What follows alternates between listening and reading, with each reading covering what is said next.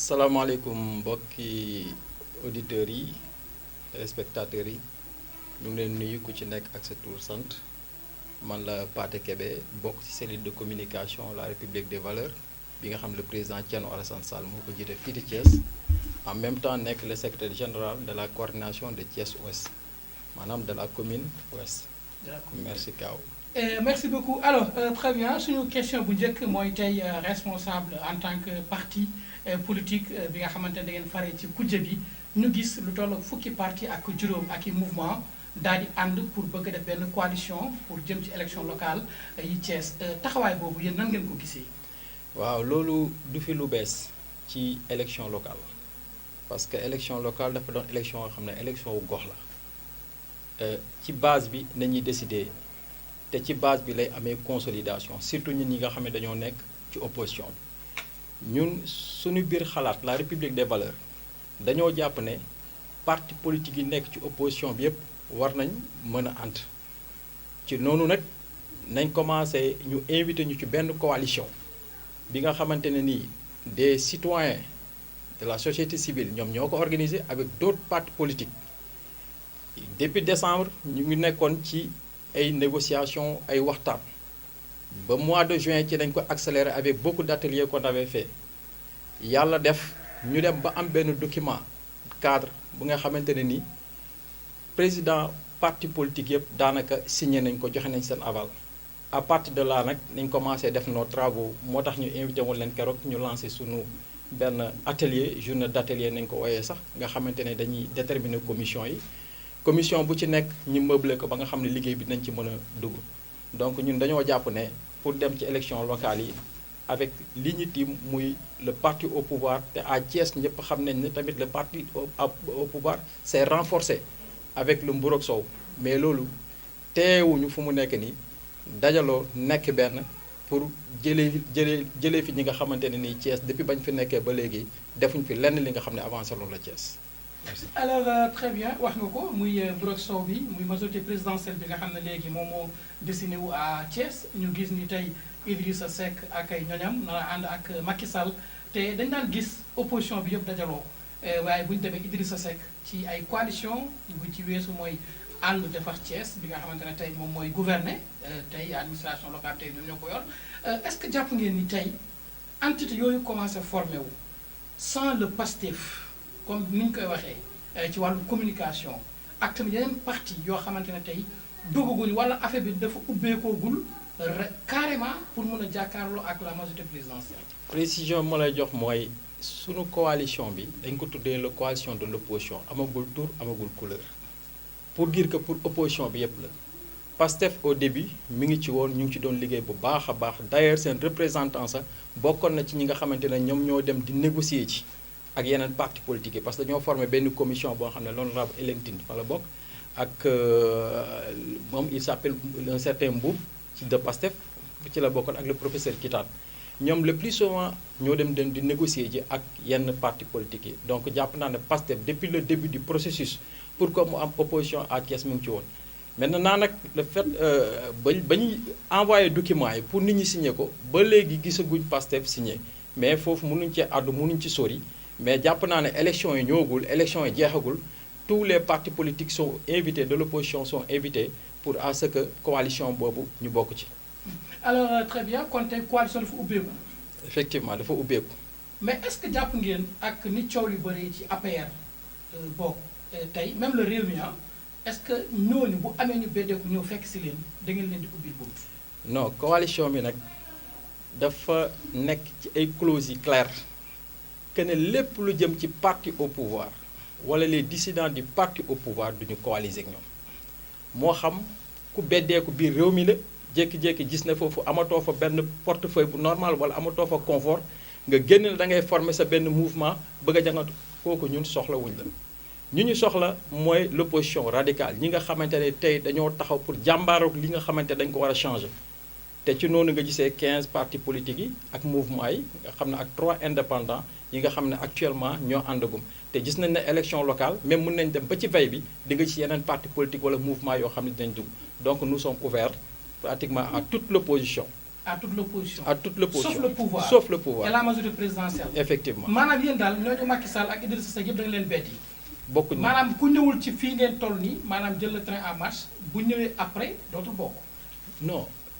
bu fekkee ci opposition nga nekk. même bu ñu demee ba veille élection boo ñëwee da ngay bokk. da ngay bokk mais parti au pouvoir defuñu ak moom neen ànduñu ak moom te dañ ko contrer dans toutes les communes surtout dans le département de Thiès. kon daal yéen da ngeen fas yéene dem sans la majorité présidentielle. waaw évidemment. alors parti est-ce que yow en tant que way politique ngeen nekk ci coalition tey waxuma sax coalition parti muy RV République des Valeurs bu Thierno Alassane Sall. est-ce que jàpp nga ni yéen bu ngeen demee ak coalition boobu jàpp ngeen ni di ngeen gagné ñetti collectivités locales yi nekk fii ci commune bi wala ñeent bokk parce que y a la ville de Thiès ak les 3 communes ak les 12 collectivités du département. mais gëm loolu moo tax ñu former une coalition de l'opposition te it bàyyuñ ba élection locale ñëw ñu ne ñi ngi jéem a xool naka la ñuy liggéey naka la ñuy gagné ñun dañoo exister bien avant les élections locales depuis que le président Thierno Alassane Sall a créé la République des Valeurs en 2017 on s'est bien organisé surtout au niveau de Thiès yaakaar naa yàgg nga gis réalisation yu ñu fi def yu bari fii nii ak politique bi ñu fi mëne au niveau de Thiès ba tax na on a une organisation très stricte au niveau du nord est ouest parce que on s'est organisé en coordination te coordination bu ci nekk dans les communes pratiquement am nga un coordinateur un grand bureau te mënoo teg sa tànk ci quartier Thiès yi wala ci goxaani Thiès yi te fekkoo fi suñuy responsable ñu taxaw wala le président Thierno Alassane Sall defu fa lenn li nga xamante ne nii pour njëriñu askan gi la donc ñun li ñuy liggéey nañ ko bien avant du tey fàttalikul ne élection 2014 ànd nañoo Thierno Alassane Sall mais boobu peut-être ci bannière Benno Bokk Yaakaar la woon donc bàyyiñu ba former parti politique soo ko existé Thierno Alassane Sall existait bien avant cette localité bien avant la République des Valeurs et nous aussi nous existons bien avant donc à Thiès on a des bases très ancrées yoo xamante ne tey on peut battre ñi nga xamante ne ni ñoom ñoo yor pouvoir bi actuellement les maires yi. très bien Pathé est-ce que jàpp leen da nga dem ba ci biir am parti yu rocceeku. mais dans toute politique c'est comme ça xam nga loolu duñ ko bañ parce que il faut que dégager paramètres yëpp premier paramètre mooy ñi nga àndal am na ay clause mën nañ dem ba ci biir ñu rocceeku mais loolu ñun jël nañ suñuy matukaay ba nga xam ne dañ koo documenter ba pare nit ñi signé ko parce que dafa am document de base boo xam ne lépp nañ ci bind li nga xamante ne parti war na mën a ànd ak naka nañuy àndee ak ni ñu koy defee lépp daal teg ay commission yoo xam ne dañuy waxtaan techniquement xool naka nañuy génne même ñi nga xam dañu war a proposer ci liste ba wala les candidats kooku clair na maintenant dina am ci ñoo xamante ne ni bu ñu demee ba ci biir peut-être du leen dafa am loo xamante ne dañ koy rechercher bu ñu ko amut ñoom mën nañ roccee ko mais par contre tamit bu fekkente dafa am ñuy génn jàppal ne dina am tamit ñuy dugg parce que nous sommes ouverts à toute l'opposition sans exception. voilà très bien léegi nag li nga xam ne mooy arrêté bi génn na par rapport ak caution yi ñu doon kaas nee nañ ko def 5 millions communal départemental 5 millions muy 10 millions tey li génn mooy 15 millions est-ce que li ni mel jàpp ngeen ni jaadu na bu jaadu tamit est-ce que jàpp ngeen ni pare ngeen pour def loxo ci poche pour mën a bokk jongante yi. ñun pare nañ pour loolu parce que on s'attendait à ce que le gouvernement ñoom ñi nga xam ne dañoo ŋànk mbir mi nga xam ne ministre de l'intérieur moom moo yor lépp luy ndogalam élection yokk ko sax pour daanaka baare ñenn ñi sax ñu bañ a dem dans des élections mais tey bu ñu fàtte ne ku demul en coalition tamit pratiquement tu meurs loolu moom moo fi am te coalition lan la doole joo xam ne dañ koy andi même si tous les 15 partis ou mouvements ont des moyens financiers mais 15 yooyu yëpp pratiquement dinañ contribuer ci caution boobu noonu mais li ñu mënoon a jàpp li ñu mënoon wax moom mooy caution bi dañ ko doon xaar ci 10 millions donc au départ loolu moom moo doon waxtaan gi même ba ci bàkki démb sax nit ñi dañoo jàppoon ne dans les communes 10 millions dans le département 10 millions la mais à notre grande surprise tey gis nañ ne caution bi dans le département c'est à 15 millions et dans les communes c'est à 15 millions et ça se retrouve avec 30 millions bu fekkente ne da ngay parti ci benn couleur mais bu fekkee parti boo xam ne aussi fu nekk da ngay samp say couleur say tour say nom loolu da ngay gis ne financièrement dafay doon loo xamante ne dafay diis ci yow mais ak nu mënta demee ñun pare nañ pour sacrifier wu pour le peuple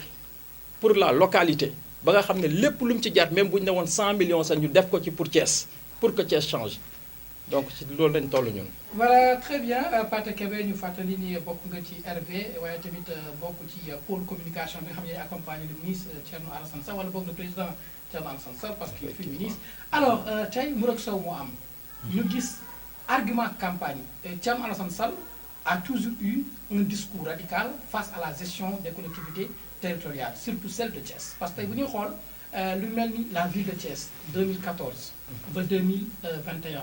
les communes muy est ouest nord il avait toujours dit non à cette gestion yéen tey bu ngeen doon tirer le bilan lan ngeen ciy jàngat. mais rien n'a changé Kaaw yow Thiès waa nga journaliste nga yaa ngi dugg fu nekk je sais que yaa ñu gën a document yaa ñu gën a informé mais fii li fi amoon 2014 ba ngay wax noonu ba léegi moo fi am dara changé wul au niveau de Thiès. tey la dëkk bi gën a lëndëm xam nga ko tey la insalubrité bi gën a am tey la insécurité bi gën a am doole au niveau de Thiès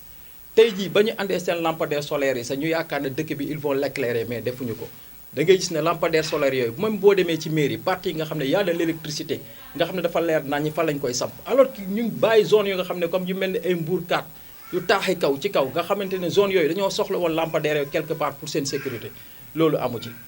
tey gis nañ maire bi tamit nu muy dogalee gis nañ mu bloqué fi passage routier bi nga xamante ne rond point mairie bi di inauguré benn chaussée bu ndaw quoi passage boobu dafa nekkoon jafe-jafe yéen Thierno nekk na ministre des infrastructures yore ko di romb foofu affaire yi jaxasoo. non Thierno ba mu koy yor loolu amuloo attention Thierno Alassane Sall le président ba muy nekk ministre des infrastructures problème boobu amul si te ba muy nekk ministre des infrastructures tali bi jëm Sofraco moom moo ko instauré parcelle moom moo ko instauré jaxaaw moom moo ko instauré même inondation yi ñuy wax yenn kii ci sampaate radier submersible moom moo Kaaw axe bi nga xamante ne dafa jëm EDK nga xam ne boo jógee Dakar tableau commune war a dugg biir Thiès ñëpp xam nañ ne da doon am embouteillage au niveau des gares routières déviation bi nga xam ne dañ koy jël jëm EDK jëm Stade Lat Dior Thierno Alassane Sall dafa bâtir route boobu noonu jëlee ko Sofraco yóbbu ko ba Stade Lat Dior donc pour mën a permettre mu am benn contournement au niveau de Thiès nga xam ne dina mën a am sortie sans pour autant compter des quartiers comme Parcelles nga xamante ne tey foofu ay latérite la woon pëndax la woon ci biir nit ñi nga xamante dañoo dem ba nga xamante ne ni feebar commencé leen dugg lu mel ni tuberculose tey Thierno Alassane Sall foofu yëpp daf ko goudronné defaraat ko en tant que ministre des infrastructures jaxaaw tali bi nga xam ne dafa doon jóge base daf ci contribuer Sampaate amoon na benn pont bi nga xamante ne ni moo doon permettre ndox mi daanul dem nga xam ne inondation da daan am Thiès tey jii moom moo fa jaar ba def fa radier submersible ba nga xamante ne ndox mi mën na jaar yaakaar naa ne yooyu am na ay vidéo yoo nga xamante ne da koy prouver te wane nañ Thiès Thierno Alassane Sall jàlloore bi mu fi def sans pour autant chemin de fer bi ñuy wax nii nga xeex la ci daan def pour chemin de fer bi nekkaat ba amoon na un budget de 500 milliards yi nga xamante ne daf ko bëggoon a teg pour réhabiliter chemin de fer bi en même temps aussi tamit problème yi ñuy wax naan accident yëpp comme infrastructure la nekkoon mu teg benn port bi nga xamante ne au niveau port réceptionnaire bi nga xam ne au niveau de Tamba lépp luy conteneur yi nga yi jógee port autonome train yi mënoon nañu ko jël di ko yóbbu ci port Tamba bi nga xam ne bu boobaa camion malien yi si du fi dugg il avait fait un programme sur ça donc Thierno yàgg na œuvrer du point de vue infrastructure pour le développement de Thiès. voilà très bien beneen kii bi mooy commune Thiès Nord ci wàllu RD République des Valeurs daa mel ni yéen Thiès Nord moo gën a yëngu ci yeneen communes yi est ouest parce que dañuy gis Massamba Diop 24 heures sur 24 sur le terrain même absent de Thiès dañuy gis ay action am ay activités am dafa mel ni communication bi Massamba moo ko amee au niveau waxuma sax de Thiès commune nord mais Thiès ville. Je profite pour féliciter mon frère Massamba Diop moom c'est un vrai leader politique te effectivement li nga wax am na parce que def na fi beaucoup de choses au niveau de Nguent je pense que saupoudrage bu mu fi def loolu Covid 19 nga xam ne insalubrité bi tar na nit ñi jaaxle nañ Mass def na fi ay actions yu bari même ci jumaa yi ci yeneen ak yeneen donc dañ koy saluer di rafetlu taxawaayam mais na nga jàpp ne Mass bu defee loolu République des Valeurs moo ko def au niveau du nord parce que ñun xamuñu xaaj ak seen ñun ñëpp benn nañ mais il s'est trouvé que fi nga xamante ne ni war nañ ko may doole ba mu jóg communication bi foofu nañ koy gën a accentuer te loolu moom moo am au niveau de la République des Valeurs looloo tax tey jii nga dégg Thiès Nord ci mbir yi mais bu njëkk ba da nga daan dégg Thiès Ouest mais gis nga wala Thiès Est. te boobu ay ministre ngeen woon quoi. justement yore doole. justement mais non du caagaan ministre nga yore doole même jusqu'à présent doole jooju mi ngi fi ba léegi parce que leket yu ñu doon joxe ba léegi ñu ngi ko tey la wàllu gën a aay social bi ñu doon def tey la wàllu gën a aay ba léegi ñu ngi koy def au niveau de Thiès. waaw mais Pathé mbënd mi sonal Sénégal ñëpp di ci wax ñu gis première fois dans l'histoire sax des inondations au Sénégal ñu baare ay passages te dégguñu Thierno wax fenn. non bu ne Thierno waxul démb vendredi y a une coalition qu'on appelle le CRD Congrès de la Renaissance démocratique ñun ci lañ bokk mais am na beneen coalition bu ñu naan jot na ñaari coalition yooyu def nañ li ñuy wax conférence des leaders te ci conférence des leaders boobu toog nañ dénoncé ko ensemble wax ne inondation à Dakar jéggi na dayoo inondation à Thiès Madina Fall fii sax jéggi na dayoo ba tax na loolu même bu ñu ñëwee au cours de l'histoire dañuy gis ne inondation yooyu ba le président Macky Sall nekkee au pouvoir dafa dégager benn plan un programme de 750 milliards yi nga xamante ne ni inondation waratu fee am biir Sénégal te c'était sur 3 phases première phase bi réalisé nañ ko avec 38 milliards deuxième phase bi avec 339 milliards troisième phase bi ci nañ nekk avec 336 milliards te ba léegi inondation yaa ngi fi 750 milliards nga dugal ko ci ab dëkk pour que dootul amati mbënd mais ba léegi gis nañu c'est un échec population bi nag mënuñ tey seen kilo de ceeb yokk seen dëwlin yokk seen doom yi amuñu liggéey amuñu dëkkuwaay bu baax amuñu éclairage public insécurité di leen xaw a rey nga tagal leen ci ne tey nag doo leen fanaan seen kaw lal yi doo leen fanaan seen kaw kër yi doo leen togg seen kër yi ba ndox mi jël loo xamante ne nit ñi même bu ñuy julli da ngay gis ne seen kaw lal yi nañuy taxaw di julli kooku c'est écœurant ku mënta dal ci àdduna di nga génn fippu loolu waa Dakar def fippu la tudd donc dama jàpp ne gouvernement bi ñoom li ñuy wax ak moyens yu ñu leen jox ñu war ko liggéeyee war nañ def réalisation yi nga xam ne population war na nekk dans de bonnes conditions mais on ne peut pas accepter à chaque instant ñu jékki-jékki ñu ne dañuy déclencher plan Orsec. Oumar Sarr le ministre moom moo ne ak 85% des travaux réalisés nañ ko au niveau de Kër Massar mais tey situation wane na tout à fait le contraire. le tout nouveau département. waaye tout nouveau département parce que pourquoi ñu def ko département bu ñu fàttaliku ne le président Macky Sall ba mu amee inondation fa la demoon di leen nemmeeku di leen massaw ci la leen dinaa ko ériger en département. pour jox leen plus d'autonomie. nit ñi ne ko. lii nga ériger en département soxlooguñ ko li ñu soxla moom mooy mbënn mii nekk fii nga moo li nga xam moo la tax a ñëw fexeel ba régler ko mu ne dina ko régler mais tey gis nañ ne dafa mel ni régler wuñ ci dara. alors que des députés s'étaient levés pour ut ay informations financières par rapport à ça gis nañ fu mu mujj demul fenn. voilà très bien Pathé Thiès bi nga xam ne moom lañu dëkk inondation yi ni mu daan mel daaw ak ren ñu gis yéen da ngeen bëri ay ingénieurs quoi yéen ay ingénieurs routiers affaire dañoo jaxasoo seen biir quoi mais ñu gis à Thiès ndox mi ni mu doon melatu ko est-ce que yéen da ngeen di jàpp ni plan Orsec bi ñu fi def jaar na yoon. wala li nga xam ne moom la askan bi waxoon en 2020 waxoon Aly Ngouille bi mu fi mujjee ñëw parce que Thiès waaye dafa am kàddu ñu yëkkati woon ne bëgg nañu gis ay délégation parce que vraiment on en a marre gis les Dallo de Sampaté Jules Sagna yëpp chaque année depuis plus de 20 ans loolu la ñuy dund est-ce que yéen en tant que opposition est-ce que gis ngeen situation bi am amélioration waaw wala di Kaaw actuellement on est au mois d'août te ñëpp xam ne ne ndox mi njëkk a wàcc 1er août presque la wàcc ndox mi wàccul sax juillet donc on est au début de l'hivernage actuellement boo taxee bëgg a joxe ay conclusion ci affaire bi dama laan la des na parce que tey climat bi dafa changé te bu ñu demee ba au mois de septembre ci la taw gi gën a taxarnaas bu boobaa on va juger muy un deuxièmement tey boo demee Madina Fall mais nit ñi ñu ngi ci biir ndox mi ay quartiers yoo nga xam ne ñu ngi ci biir ndox mi Ngent ñu ngi ci biir ndox mi donc plan boobu noonu ça ne marche pas au niveau de Thiès doxul te ma wax leen ne li wàcc ci pluie yu bareegul par rapport ak li war a wàccaat bu ñu xoolee ci situation yi nga xamante ne ni année passée nga xamante ne dañuy jàpp ne mois de septembre lay gën a taw donc li may ñaan autorités yi fi nekk te ñuy nelaw ba léegi Talla Sylla mi ngi nelaw maire est mi ngi nelaw ouest mi ngi nelaw nord mi ngi nelaw nañ jóg jël seen i matukaay par rapport ak taw bi di ñëw par rapport à la population mais gisoo kenn ki nga xamante ne teg na benn programme ci maire yi di xool naka lay solutionner mbir moom. voilà très bien alors beneen kii bi mooy li ñuy wax rek toujours RV République des valeurs Thierno Alassane Sall est ouest nord ngeen taxaw en bonne position pour jàkkaarloo ak ñi nga xam ne ñooy APR ñu nekkoon seen àndandoo démb est-ce que yaakaaru leen Gloria bi Macky Sall di wax parce que Macky dafa ñëw fi inauguré ISEP kontaan ne leen bu leen dara bett nag parce que Gloria ngi waaj a ñëw Gloria boobu est-ce que du Thierno Alassane Sall. Sénégalais yi waroon nañ xalaat mbépp mbindeef sauf Thierno Alassane Sall. mais yàgg nañu retrouvé waa. non dama ne mbépp mbindeef sauf Thierno Alassane Sall musul am séparation entre Thierno Alassane Sall mu am retrouvaille même toog ci table discussion musul am depuis que Thierno génn gouvernement bi le 2 mai 2017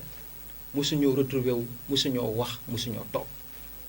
mais gars yi am na ay kilifa diine yuy dox Fuuta ak fu ne di dugg Madina Gunaas diggante Thierno ak Macky parce que tukulóor gi la Sall gi Sall ngaari comme ni ko gars yi di waxee yooyu yëpp paate nga taxaw ni amul retrouvaille amul discussion. amul discussion xam nga lan moo am dina am ay nit ñoo xam ne nag dañuy bëgg lu tas ñu bëgg ko defar loolu ça leur engage mais politiquement parlant le président Thierno Alassane Sall ba mu demee Tamba ñu posé ko question boobu nee na leen bés boo leen ma gisee mu ne vidéo leen ma carrément bés boo leen ma gisee ma delluwaat APR wala ma delluwaat Benno Bokk Yaakaar wax leen lu leen neex ci man dama bëgg vidéo bi ngeen génnee ko te mu bàyyi politique moo ma gënal may delloo Benno Bokk Yaakaar wax ji du foofu kaaw wax ji mooy mburu ak soow dañoo ànd mais mburu ba mu ñëwee fekk fi soow. loolu mooy lan kan mooy mburu yéen kan ngeen wax mooy mburu. Macky Sall mooy mburu Idrissa Seck mooy soow mi. waaw le président Macky Sall ba mu ñëwee Thiès fekk fi Idrissa Seck mu accueillir ko. le pourquoi nan nga mënee le président de la République du Sénégal di ñëw ne day def tournée économique concernant tout le Sénégal économiquement parlant nga doon le président du conseil économique et social on parle de l'économie yow président bi ñëw kenn fekk la fi nga ne comme li nga ma wax nii da nga def vacances man loolu la Sénégalais yi waroon interroger wu loolu la Thiès waay waroon interroger wu mais pas ñu xool ndax Thierno Alassane Sall mooy doon Gloria bi. li fi am mooy Thierno Alassane Sall est un opposant radical. kon Thierno du mës a duggaat ak Macky Sall. Thierno dafa acté diggante mook Macky Sall ne dootu fi mës a dugg par son livre le protocole de l'Élysée. le protocole de l'Élysée. bés boo ko liiree da ngay xam ne. le fameux livre dafa le fameux livre. mais jaay bi fu mu toll. vraiment tey macha allah. ça marche mais nee na jaay bu leen sax 200 exemplaires. non gars yi ñooy wax rek. gars yi loolu la ñu wax ça marche à merveille gars yi wax rek. ça marche à merveille. fi nag di nga dégg lu nekk. mais livre de 500 pages la nit ñaa ngi koy lire te gis nañ ne il a dénoncé la gestion gabégique de ce pays depuis 1960 jusqu'à l'ère du président Macky Sall. voilà très bien am na ñeneen ñoo xam ne dañuy ŋàññi Thierno nee nañu conférence de presse mu daan def à Thiès léeg-léeg woo presse bi ñëw siège am toog waxtaan ak ñoom wax ci problème yi da koo gëj a def lan moo ko waral. non ban gëj a def Thierno Alassane Sall ñëw na fi au niveau de l'Ouest def benn tournée. mais yàgg na de. non yàggul c'était le mois de janvier passé mais entre temps waaw janvier ba juillet ba août. ba août parce que entre temps Covid bi dafa jël échelle te mënatoo dajale nit ñi. kon Thierno gëm na Covid bi quoi. si mais moom il fait dafay def ay publication ñaata recommandation ñun waa République des valeurs nañ bind envers la population pour ne leen ñu garder seen distanciation sénégalais dinañ ci nekk dans de bonnes conditions. voilà très bien Pathé Kébé nga nekkoon responsable ci RV yore ci communication dina waxtaan ci li jëm ci wàllu caution yi wàllu tamit dundin bi ci wàllu politique ak taxawaay yi nga xam ne moom la seen responsable am di Thierno Alassane Sall lan ngay tàggatoo bi. di gërëm ñëpp di sant ñëpp di la ñaanal ak kaw yaa ngi def liggéey bu rafet biir Thiès di sant sama camarade yi même Khadim Rijal mi nga xamante dañoo ànd boole ma ak yow. di sant tamit Massamba le coordinateur du nord le coordinateur de l'est Abouba le coordinateur de la commune ouest Abdou Kassé ah di wax suñu militant que ni élection yi ñu jëm ay enjeux yi nga xamante ne c'est fondamental que nañ gën a jóg gën a taxaw Thiès ñun ñoo ko moom waa République des valeurs ñoo ko moom te dañ ko gëm na ñun ñoo ko moom nañ ànd liggéey bi fexe ba le président Thierno Alassane Sall tey jii bëgg ma ko wax sax parce que coalition bi déterminé guñ kan mooy jiitu ak kan mooy ñàkk jiitu. maanaam kan mooy nekk maire. kan mooy nekk maire maire de la ville. maire de la ville fauteuil Talla Sylla bi quoi. effectivement kan moo ci mën a toog. waaw mais. li ñuy ak ouest ak nord. ok li ñuy ooyee militants yi ak responsables yi mooy plus de terrain plus de visibilité au niveau de Thiès te loolu incha allah dinañ ko def pour notre leader Thierno Alassane Sall.